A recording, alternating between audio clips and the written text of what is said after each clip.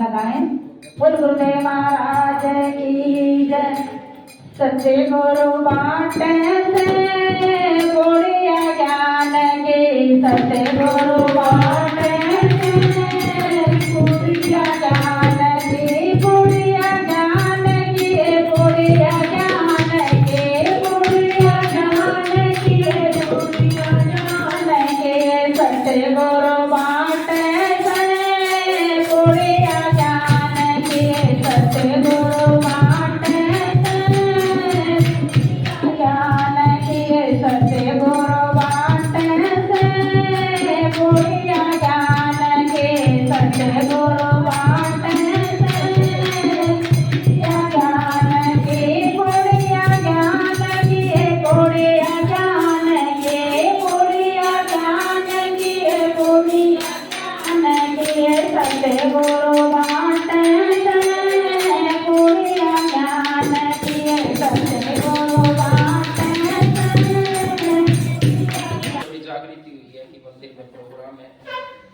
कथा का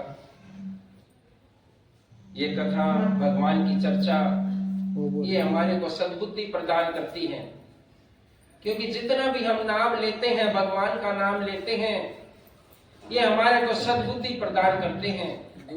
इससे हमारे जीवन का कल्याण होता है और जो आने वाला समय है वो भी बड़े अच्छे से बीत जाता है भगवान का नाम लेने से। अब ये नया साल आने वाला है, लोग नया साल किस प्रकार मनाते हैं सभी को पता है, लेकिन कैसे मनाना चाहिए ये बहुत बड़ी बात है।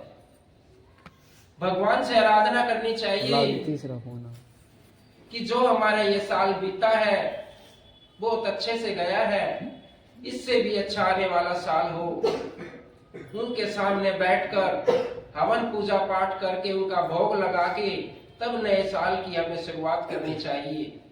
जिन भक्तों को ज्ञान है, बहुत सारे भगत हैं ऐसे, आप देखना आज के दिन जैसे वैष्णो देवी धाम है या खाटू श्याम है या जितने भी भगवान के दरबार हैं, सब लोग उनके दरबार में पहुंच जाते हैं और सुबह आने वाला दिन जो साल है उसमें उनके दर्शन करके नए साल की शुरुआत करते हैं। कह दो जय माता दी।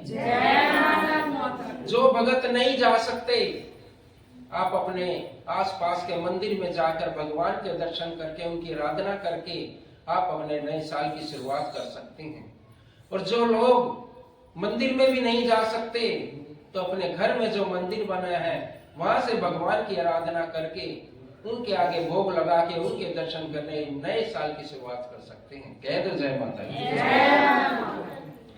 तो प्यारे, इन कथाओं के माध्यम से गुरुदेव भगवान की ये कथाएं और ये भजन मैं आपके सामने सुनाता हूं, क्योंकि इनके सुनने से हमारा जीवन संवर जाता है। जितनी भी गलतियां हमारे जीवन में होती हैं धीरे धीरे कर कर वो खत्म हो जाती हैं जब हमें सत्संग से प्रेम हो जाता है। जो लोग सत्संग से प्रेम करते हैं, गुरुदेव भगवान से प्रेम करते हैं, इस प्रेम से बड़ा इस संसार में कोई भी वस्तु नहीं है, कोई भी चीज नहीं है। ये प्रेम एक बारी भक्ति को भी फेल कर देगा। जो लोग रोज भक्ति करते हैं और कोई व्यक्ति अपने गुरुदेव भगवान को या भगवान को प्रेम करता है, प्रेम के अंदर कोई भी नियम नहीं होता है प्यारे, और भक्ति के अंदर बहुत सारे नियम हैं, उनको हमें निभाना पड़ता है। कह दो जय माता दी। इसी प्रकार से प्यारे, एक बहुत बड़े भगत हुए हैं, कथा भागवत की है, गुरुदेव भगवान सुनाते रहते हैं। उसी में से एक कथा याद आई है जो आप भक्तों को सुनाने जा रहा हूं। एक चोखा मेला जी बड़े भगत हुए हैं। चोखा, नाम चोखा और मेला, बड़ा सुंदर नाम है। बहुत सारे भगत इस संसार में ऐसे हुए हैं जिन्होंने माता पिता से जन्म नहीं लिया है, अपितु गर्भगृह से नहीं आए हैं, भगवान की कृपा से इस धरती पर आए हैं। बहुत सारे ऐसे भगत हैं जिनके बारे में आपने सुन भी रखा हो। उनमें से एक चोखा भगत भी है जो माँ बाप से जन्म नहीं लिया, भगवान ने उनका अवतार किया भक्ति के लिए। कारणवश किसी कार्य में या पिछले जन्म में उनकी भक्ति छूट गई होगी, तो इसी प्रकार भगवान उनका अवतार करते हैं उनकी भक्ति पूर्ण करने के लिए। कथा इतनी सुंदर है, अगर आज समझ में आ गई तो प्यारे नए साल में भक्ति की जागृति हो जाएगी। कह दो जय माता दी। बोलिए गुरुदेव भगवान की जय। तो चोखा मेला जी, देखिए कितनी सुंदर कथा है। एक ब्राह्मण एक ब्राह्मणी मंदिर में रोज दर्शन करते थे। एक दिन किसी कारणवश वो मंदिर में नहीं आ पाए, तो कुछ समय बीत गया। फिर बोले कि फिर से मंदिर में भगवान का दर्शन करेंगे और स्टार्ट कर देंगे हम मंदिर में दर्शन करने। बड़ा सुंदर था, वो भी भगत थे। कहते हैं जो भगवान होते हैं ना, जो गुरुदेव भगवान होते हैं, किसी का अवतार होता है, किसी से किसी का जन्म होता है या कोई भगत बनता है, तो उसके भी कर्म उसके साथ जुड़े होते हैं जिससे उसका जन्म होता है। ऐसे ही किसी का जन्म नहीं होता प्यारे। यहाँ ये धरती, ये पृथ्वी लोक, ये भोग लोक है। यहाँ पर अपनी यातनाएं काटने के लिए हम आते हैं, यहाँ पर सुख भोग के लिए नहीं। जब हमारे से गलतियों पे गलती हो जाती है तो भगवान से क्षमा याचना मांगते हैं कि हमें जन्म दे दो, हर हम तुम्हारी भक्ति करेंगे। लेकिन यहाँ आकर इस भौतिक भोग विलास में ऐसे फंस जाते हैं कि हमें भगवान का तो सिमरन याद ही नहीं रहता कि उनकी भी हमें आराधना करनी है। 9 महीने नीचे सिर ऊपर टांग करके लटका के रखता है भगवान उस भक्ति को याद दिलाने के लिए। लेकिन जब इस संसार में आंखें खोलता है, धीरे धीरे उस सारे सिस्टम को भूल जाता है जो भगवान ने उसके लिए बनाया है। कह दो जय माता दी। जय माता दी। तो एक ब्राह्मणी भगवान के दर्शन करने के लिए आती है और बड़े सुंदर फल आम लेके आती है, चुन चुन के बाग से लेके आती है, क्योंकि जिन लोगों को भगवान से प्रेम होता है ना, वो इसी प्रकार से लाते हैं जैसे कोई किसी इंसान का सम्मान कर रहा है, मान कर रहा है। इस प्रकार से भगवान का किया जाता है। तो बड़े चुन चुन कर आम लाती है, अब ये भगवान के चरणों में चढ़ाएंगे, उनके भोग में काम आ जाएंगे। क्योंकि प्रेम बड़ी चीज है प्यारे। इस प्रेम से ही इतने भक्तों का उद्धार भगवान ने किया है, बिना प्रेम के नहीं। तो मंदिर के अंदर बहुत भीड़ बनी हुई थी, बहुत दूर लाइन में लगे हुए थे। उधर भगवान भी देख रहे थे श्री नारायण हरि कि हाँ भगत आए हुए हैं और बड़े सुंदर आम हैं, भोग लगाने के लिए ला रहे हैं। लेकिन भीड़ इतनी ज्यादा थी, 1-2 घंटे बीत गए, उनका दर्शन करने का नंबर नहीं आया। कह दो जय माता दी। जय माता दी। जब दर्शन करने का नंबर नहीं आया तो भगवान जी ने ही सोचा क्यों ना मैं जाके भोग लगा लूं। अरे भक्तों के पास तो ऐसे ही खींचे चले आते हैं, उनको किसी फॉर्मेलिटी की जरूरत नहीं है, किसी नियम की जरूरत नहीं है। एक ब्राह्मण का छोटे का भेष लिया, छोटा ब्राह्मण बन गया और उनके पास, ब्राह्मणी के पास पहुंच गया, जो एक थैले में बहुत सारे आम लेके चढ़ाने के लिए मंदिर में आई थी। और भगवान जी बोले, अगर मैया बड़ी भूख लगी है, मुझे भी 2-3 आम दे दो, मैंने 2 दिन से कुछ नहीं खाया। देखिए कैसी कथा है कि 2-3 दिन से मैंने कुछ नहीं खाया, मुझे भी आप 2-3 आम दे दो, खा के मेरा पेट भर जाएगा। ब्राह्मणी ने सोचा भगवान का भोग लगाना है, क्या कि भगवान का भोग लगाना है। और ये भी पंडित जी हैं जो भगवान पंडित जी बन के आए थे छोटे। अब ये भी पंडित जी हैं, कोई बात नहीं, इनको 2-3 आम फल खिला देती हूं तो समझो कि भगवान का भोग लग जाएगा। बैठ गए और फल दे दिए। अब क्या किया भगवान जी ने, बड़े सुंदर और एक एक आम चुनिंदा मीठा, क्योंकि भगवान जी को भोग लगना था, भगवान जी खुद लगा रहे हैं। क्योंकि भगवान जी से भी रुका नहीं गया, क्योंकि उनको पता था वो दरबार में आ जाते भोग लगाने और कोई पंडा पुजारी भगवान जी के सामने ऐसे ही लाके और जनता में ही बांट देते। भगवान जी को तो कोई पूछता ही नहीं है ना। जब आप ये भाव से प्रसाद लाओगे कि मेरे भगवान जी लें, उसमें से निकाल के वहां पर उनके चरणों में रख दो, तब वो ग्रहण करेंगे। ऐसे नहीं कि आप उनको ऐसे आगे से घुमा दो और सारी जनता में बांट दो। तो भैया भगवान जी का भोग लगाने की जरूरत क्या है, बारी बांट देते। कह दो जय माता दी। जय माता दी। तो भगवान जी ने आम चूसने आरंभ कर दिए। आम चूसे, आधे आम चूस लिए और आधे उन पंडिताइन की झोली में डाल दिए। उनमें बहुत सारा रस बच गया। ऐसे ही टोकरी से, थैले से आम उठाए, चूसे और पंडिताइन की झोली में डाल दिए। ऐसे ही करते रहे। अब देखा कुछ कहने के लायक भी नहीं, 2-3 आम बच गए, चलो धोकर भगवान जी का भोग लगा देते हैं। लेकिन भक्तों को तो पता ही नहीं होता कि भगवान जी खुद भोग लगा रहे हैं। कह दो जय माता दी। जय माता दी। खुद लेने के लिए आ गए प्रसाद अपना। खुद किसके पास आते हैं? जो भगत होते हैं प्यारे, जो निस्वार्थ होते हैं, जो प्रेम से, भाव से इस भगवान को मानते हैं। कह दो जय माता दी। जय माता की। तो प्यारे आधे आम चूसे और आधे उनके थैले में, उसी में डाल दिए, उसकी झोली में पंडिताइन की। ये देखकर पंडिताइन को अच्छा नहीं लगा कि ये बालक तो बहुत भूखा था और आधे आम चूस रहा है और आधे आम उनमें बचा हुआ यहाँ डाल रहा है। चलो कोई बात नहीं, भगवान की जैसी मर्जी। उसने क्या किया, जितने वो आधे चूसे हुए आम थे वो उठा के रख लिए। अगर रास्ते में किसी जीव जंतु को डाल देंगे ताकि किसी के पेट भर जाएगा, काम आ जाएगा, क्योंकि इनमें तो बहुत सारा आम बचा हुआ है, हर आम में बहुत सारा आम। ये सोचकर पंडित जी और पंडिताइन जी चल दिए मंदिर से दर्शन करके। लेकिन थोड़ी दूर जाने के बाद पंडित जी आगे चल रहे थे, उनकी धर्म पत्नी पीछे चल रही थी और उनका जो थैला था, जो बचे हुए आम उन्होंने अपने कंधे पे लटका रखे थे, उनका थैला थोड़ी दूर जाने के बाद बहुत भारी हो गया। और भारी इतना हो गया कि उनको महसूस हुआ कि इस थैले में तो कुछ ना कुछ है। जब उठाया था, ये तो बहुत हल्का था, बहुत हल्का थैला था। और जब इसके अंदर कुछ ऐसा लग रहा है कि कुछ और वजन आ गया है, जब वो बिल्कुल बेचारी, उसके कपड़े भी टेढ़े हो गए, तो उसने देखा मैं एक बारी इसको नीचे निकाल के देख लेती हूँ। कह दो जय माता दी। जय माता दी। जैसे ही थैला खोला, अपनी पोटली खोली, तो उसमें छोटे से बच्चे बाल रूप में चोखामल जी बैठे। कौन बैठे?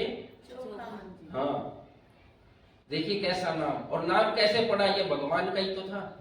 इस प्रकार से उनका जन्म हुआ था एक थैली में। तो उनको कहते हैं कि ब्राह्मण परिवार से जन्म हुआ था, क्योंकि ब्राह्मणी के उससे निकले थे, आम के थैले से। उससे आगे की हिस्ट्री किसी को मालूम नहीं है उनकी, चौथामल जी की। तो जब चोखा जी वहां पर बैठे, बड़े सुंदर, उसमें बिल्कुल भगवान के अवतार, ये देखकर ब्राह्मणी को लगा कि अगर मैं इसको घर लेके जाऊंगी या गांव में ले जाऊंगी तो कोई मुझे क्या कहेगा, अरे ये इतना छोटा बच्चा कहां से आया है।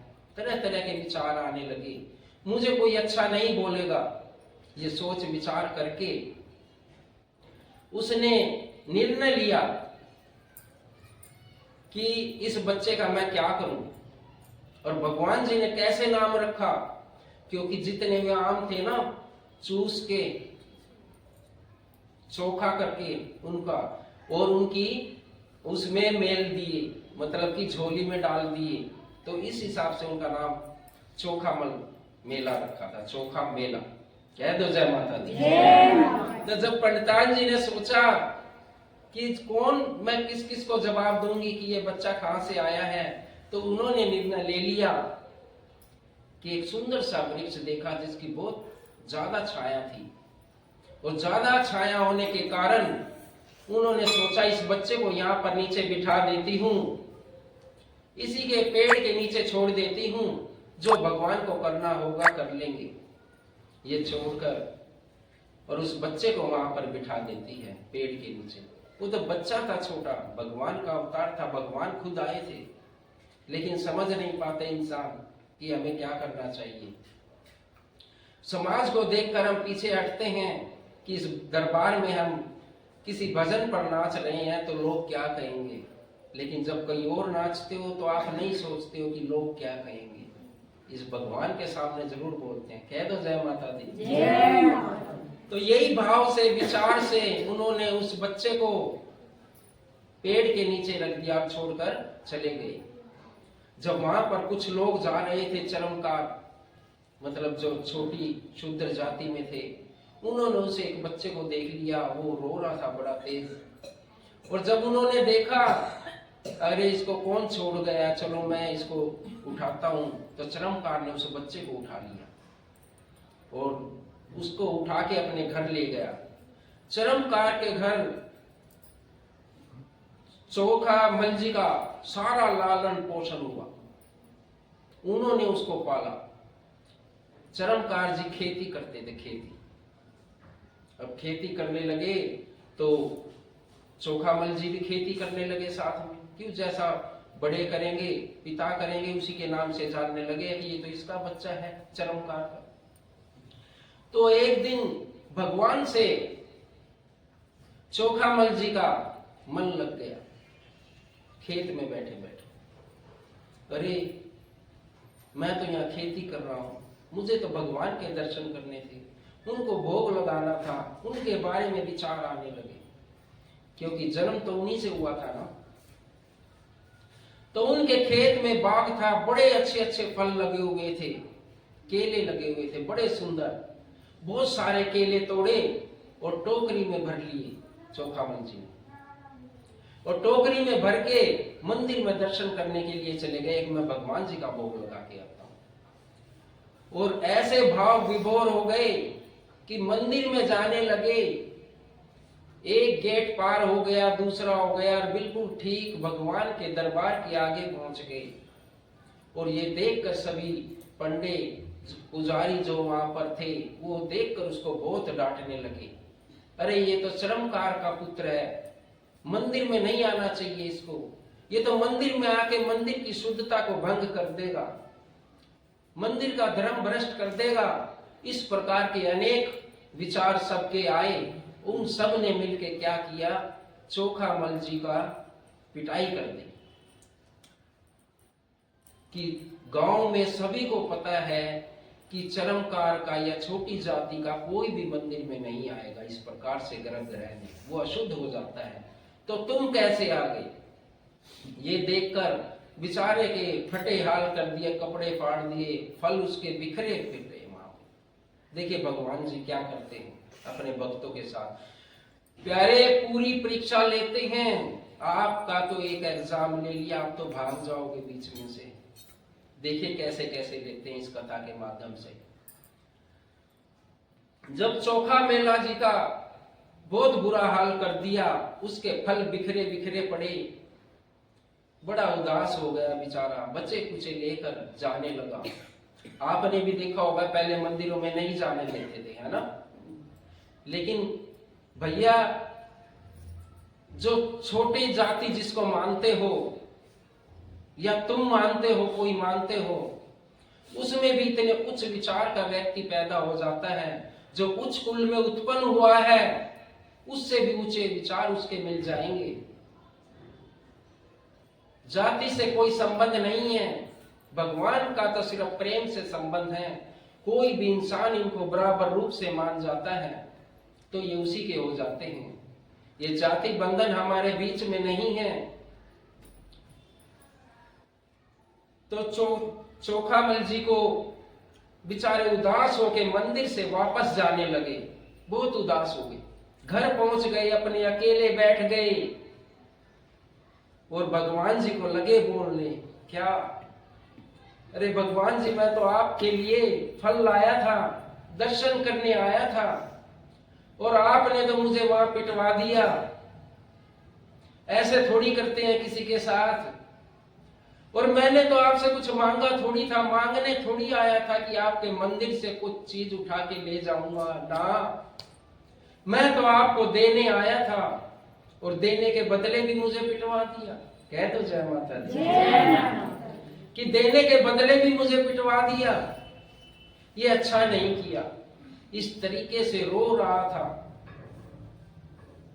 रोते रोते भगवान जी आगे पीताम्बरधारी श्री नारायण हरि ने उसके गले में हाथ डाल लिया। चोखा, जो चोखा मेला था, उसको बोला, रे चोखा इतना उदास क्यों है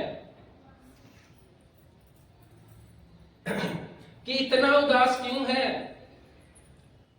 देखते ही भगवान को पहचान लिया और हाथ जोड़ लिए। भगवान जी, मैं तो आपका भोग लगाने गया था और आपने मुझे पिटवा दिया और अब अकेले में बैठा हूं, मेरा हाल चाल पूछ रहे हो। और जब सब लोग तुम्हारे सामने मुझे मार रहे थे तब तुम कहां थे प्यारे? तब तुम कहां थे जब सब लोग मुझे मार रहे थे? अब मेरा हाल चाल पूछ रहे हो। जब मुझे लोग मंदिर से धक्के देकर बाहर निकाल रहे थे अब तुम मेरे जख्मों की मलहम कर रहे हो, तब तुम कहां थे? कह दो जय माता दी। बहुत भाव विभोर कथा है, बड़ा आनंद आएगा कि तब तुम कहां थे जब मुझे धक्के देकर बाहर निकाल रहे थे। चोखा जी को समझाया भगवान जी ने, अरे भगत सुन, मेरी बात सुन। जितने भी मंदिर में पुजारी ये पंडे बैठे हैं ना, जो ये बैठे हैं कितने सारे, ये तो मेरी पाषाण की मूर्ति को पूजते हैं, पत्थर की मूर्ति को पूजते हैं, उसी का भोग लगाते हैं और मैं भी इनके सामने बुत बना खड़ा रहता हूं। और जब इतने सारे लोग मेरी पत्थर की मूर्ति की पूजा करते हैं, उनके सामने मैं तेरे पास कैसे आऊं? अब तू अकेला था तो मैं तेरे से मिलने के लिए आ गया। कह दो जय माता दी।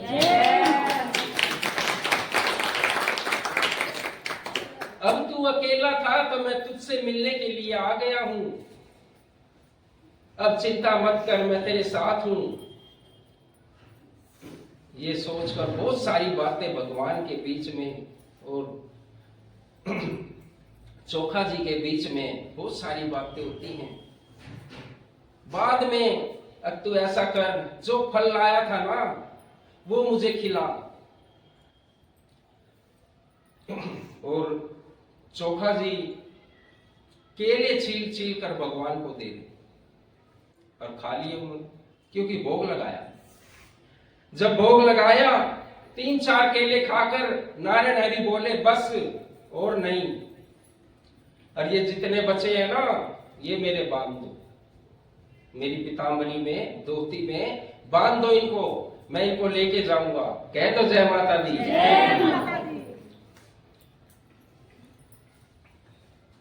चोखा जी कहते हैं, प्रभु जी, मेरे भगवान, आपको यह मंदिर में जाके खाने हैं, यही मेरे हाथों से मैं छील छील के खिला देता हूं, यही खा लो, बड़ा आनंद आएगा। उनका नहीं, उनका जब तुम्हारे साथ ये हुआ ना मंदिर में, तो हमने भी कुछ नहीं खाया। ये 2-4 केले जो बचे हैं ना, ये मैं रुक्मणी जी को दूंगा मंदिर में जाके। उनका भी व्रत आया, उन्होंने भी आज उपवास रख लिया था। अगर किसी भगत का अपमान होता है ना तो भगवान भी उसके बारे में सोचते हैं। कह दो जय माता दी। तो भैया नारायण हरि जी चोखा जी को समझाकर और केले लेकर अपने मंदिर में लौट जाते हैं, सिंहासन पर लौट जाते हैं। और रात को रुक्मणी जी को वो केले छील कर खिला देते हैं। वहीं से चोखा जी का भोग लेकर नारायण जी अपना व्रत तोड़ते हैं। कह दो जय माता दी। सुबह सारे कपाट बंद, बहुत सारे पूजा पाठ करने के लिए व्यक्ति आए।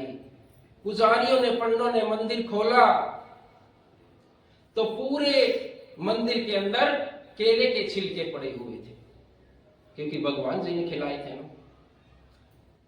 पूरे मंदिर के अंदर गर्भगृह में केले के छिलके ही छिलके पड़े थे। ये देखकर सभी ने सोचा हमने तो ठीक से मंदिर को बंद किया था। ऐसा कौन व्यक्ति आ गया जो केले खा लिए और छिलके यहीं छोड़ दिए, भगवान की तरफ किसी का ध्यान नहीं गया, क्योंकि उनके लिए तो वो पत्थर का था, पाषाण का था कि ये तो खड़ा है, बस इसके सामने तो घुमाओ भोग और खुद खा लो या बांट दो। कह दो जय माता दी। जय माता दी।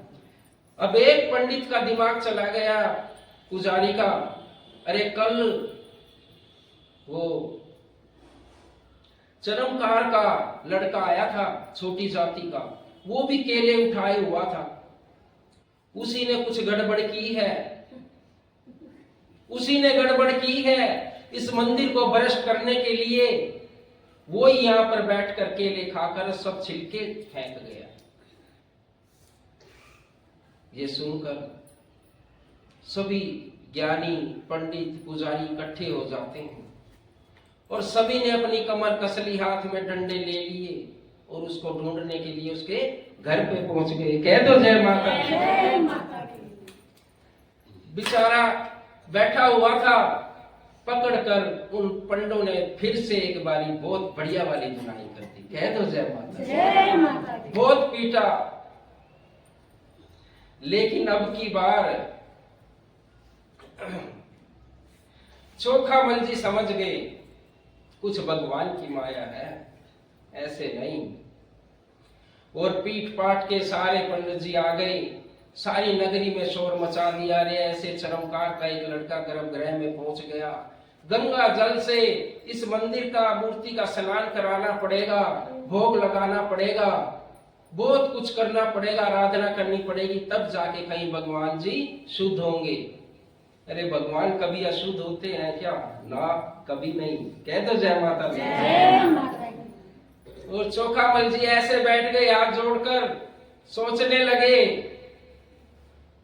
कि दिन में पिटवाते हो और रात को मेरे हाथ से खाने आ जाते हो, ऐसा मत करो,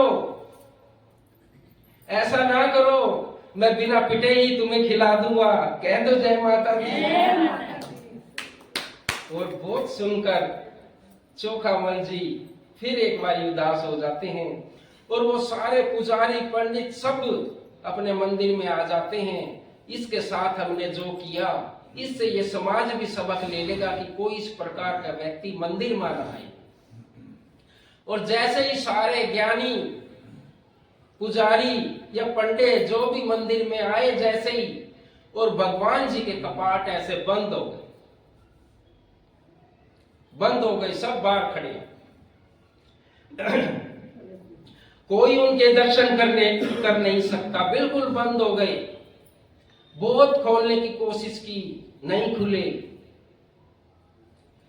खोलने वाला बुलाया, नहीं खुले, बंद हो गए भगवान जी अंदर से। पूरा दिन स्तुति की, क्या गलती हो गई प्रभु जो अपने कपाट बंद कर लिए।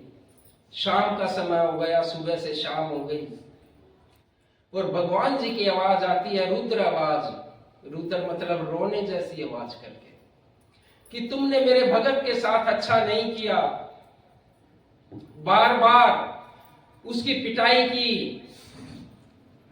वो वैष्णव भगत है, मेरे दर्शन करने आया था, तुम्हारा क्या लेके गया। अब ये कपाट कभी नहीं खुलेंगे, और खुलेंगे तो किन भक्तों के लिए?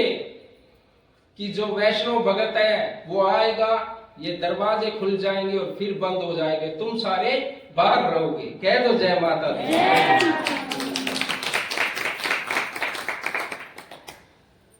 सबने हाथ जोड़कर भगवान की स्तुति करी। रुद्र आवाज सुनकर बोले, इस पाप से कैसे मुक्ति मिलेगी कि हमने किसी का मन दुखाया है, किसी की आत्मा को ठेस पहुंचाई है, किसी की भक्ति का मजाक बनाया है, प्रभु हमें माफ कर दो। किसका एक यतन है, भगवान की आवाज आती है अंदर से, दरवाजा बंद से, कि जाओ चोखामल जी के पास जाओ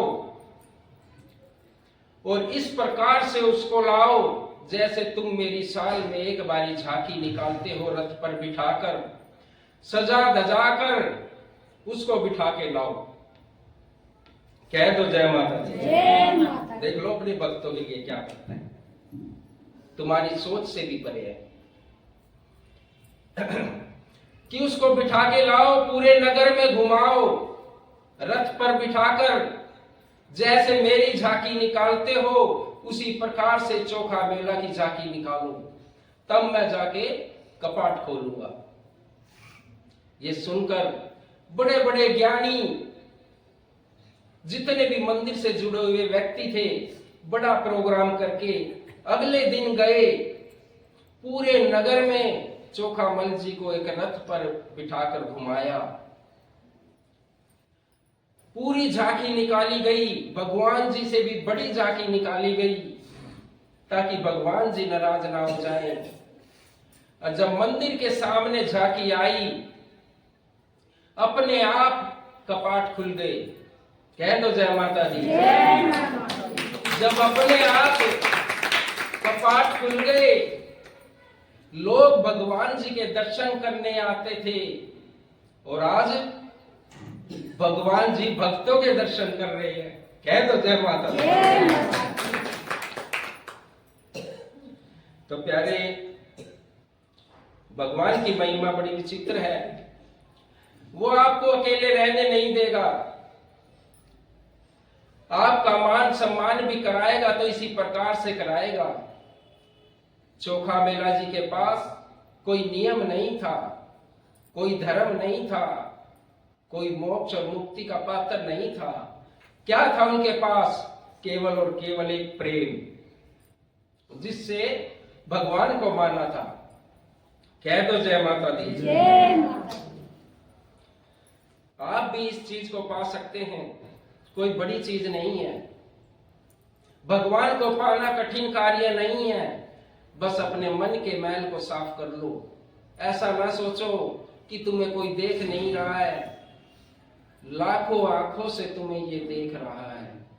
कहीं भी चले जाना संसार में, किसी भी जगह चले जाना, कोई पाप कर्म करोगे तो ये अवश्य लिख लेगा, और अच्छा कर्म करोगे उसको भी लिख लेगा। कह दो जय माता दी। जय माता दी। किस धुन में बैठा बावरे, हम बैठे रहते हैं, सोचते रहते हैं, मंदिर में आते हैं, इसको पत्थर की मूर्त ना समझो, ये भगवान है हमारे जीते जागते। इसी प्रकार से भोग लगाओ इनको, जिस प्रकार से एक छोटे बच्चे का माँ ख्याल रखती है। देखो, उसको ये भी पता होता है ये किस टाइम सोता है, किस टाइम उठता है। माँ को हर चीज का पता होता है। उसी हिसाब से इनको भी सोच लो, आपकी समझ में आ जाएगा भगवान को पाना कितना आसान है। कह दो जय माता दी। जय माता। ऐसे ना बैठो बावले बन के, इनको सब पता है कौन शाना है, कौन किसकी कितनी चुगली करता है, सब पता है इनको। कौन कौन किसकी क्या बात करके हंसता है, वो भी पता है इनको। कह दो जय माता दी। किस किस को उनकी भगवान की तरह दर्शन करने हैं, चोखा मेला जी की तरह, किस किस को हाथ उठाओ। हाथ कौन कौन चाहता है कि इनके दर्शन करना? नहीं चाहते? आप नहीं चाहते? हाथ उठाओ। जो दर्शन करना चाहते हैं भगवान जी के, आज से एक प्रण ले लो कि हम झूठ नहीं बोलेंगे, बस हो जाएंगे। एक ही, बस एक ही नियम ले लो कि हम झूठ नहीं बोलेंगे, भगवान जी के दर्शन हो जाएंगे प्यारे। ये बड़ा कठिन कार्य है। किस धुन में बैठा बावरे, किस धुन में बैठा बावरे, तू किस मध में मस्ताना है। किस धुन में बैठा बावरे, तू किस मध में मस्ताना है। ओ सोने वाले जाग जा, संसार मुसाफिर खाना है। ओ सोने वाले जाग जा, संसार मुसाफिर खाना है। मीठी मीठी तालियों से।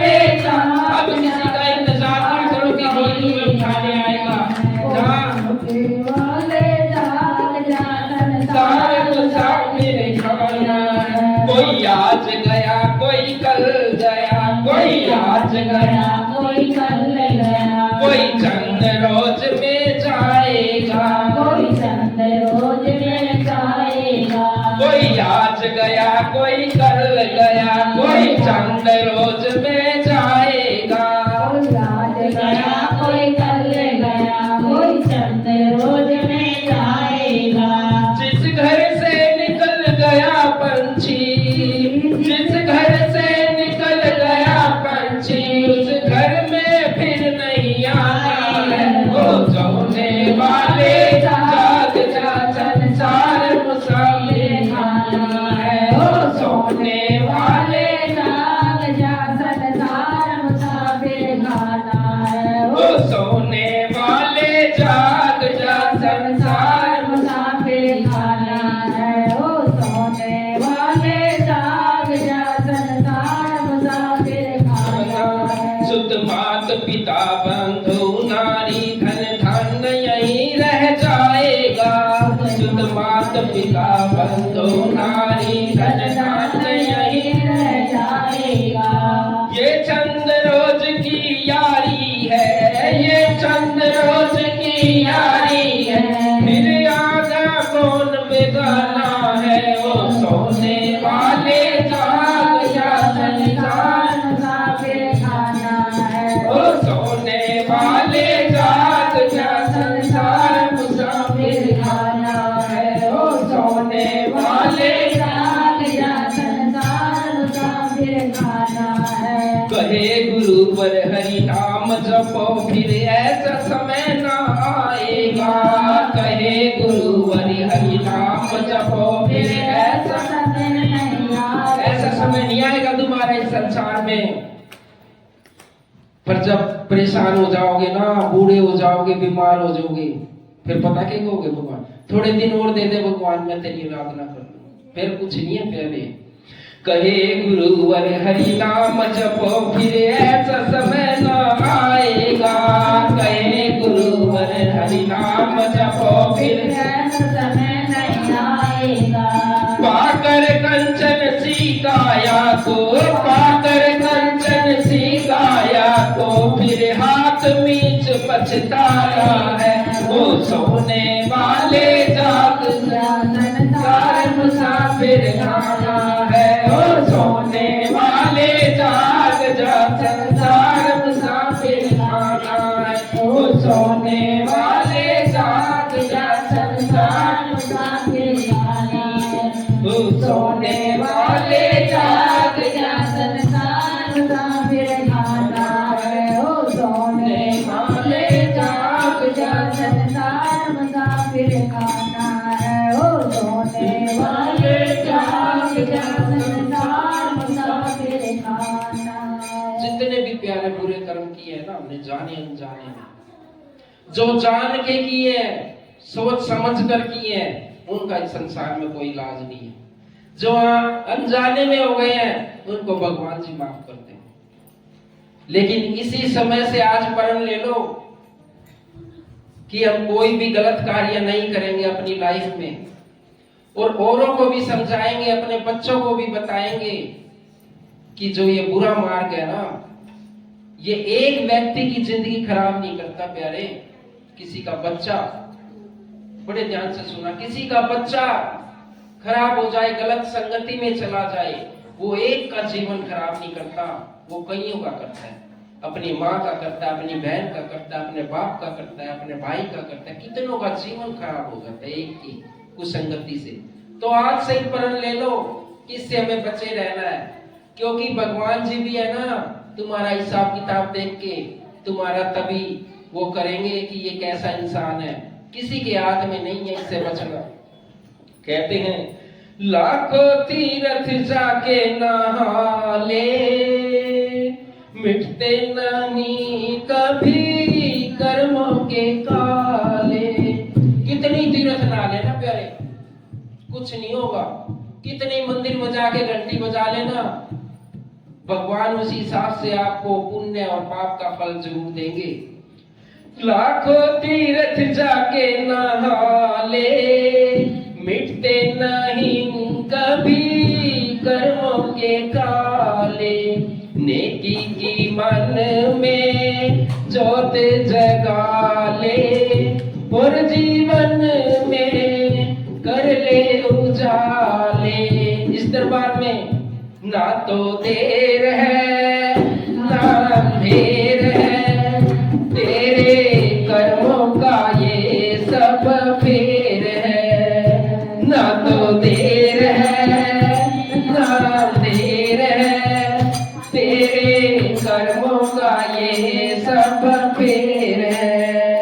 ना तो देर है ना अंधेर है, तेरे कर्मों का ये सब फेर है। अपना कर्म ही सुख देता है, अपना कर्म ही दुख देता है। अपना कर्म ही सुख देता है, अपना कर्म ही दुख देता है। कर्म बना जीवन देता है, कर्म मिटा जीवन देता है। इस दरबार में ना तो देर है ना देर है, तेरे कर्मों का ये सब फेर है। ना तो देर है ना देर है, तेरे कर्मों का ये सब फेर